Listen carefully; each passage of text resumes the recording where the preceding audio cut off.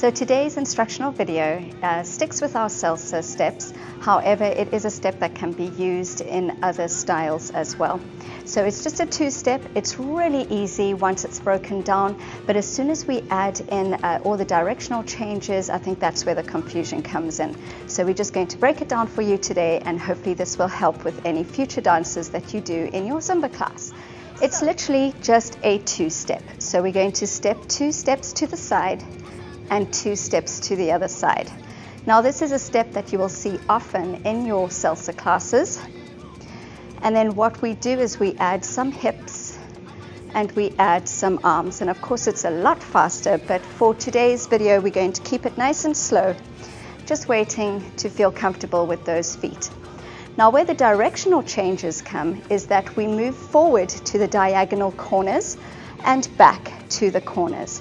So we're going to do that now. Walk towards your right hand corner, walk there, and then change to the other front corner. We're now going to take it back to the right corner and back to the left corner. So again, come forward, other side, forward, take it to the back, and change direction.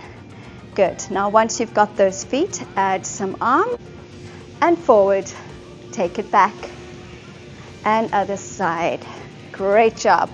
All right. We have another one which is a change in direction, and I'm going to turn my back to you as that's going to be easier for you to follow.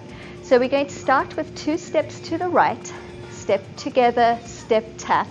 That leg that just tapped is going to keep walking in that direction for a step together, step tap. We're then going to change direction, step together, step tap. That leg that just tapped moves in front of you, and you keep moving in that direction, step together, step tap. So let's speed that up. Step together, step tap, step together, step other way, step together, step tap, step together. Now add the arms, step together, step tap, step together, step tap. Take it back. Excellent. Good job. So once you get the hang of those steps, start adding those hips, and you can play around with the arms. You don't have to just do these arms. You can take arms overhead. You can take arms out to the side. There is so much choice with that, but let's just focus on the feet for now.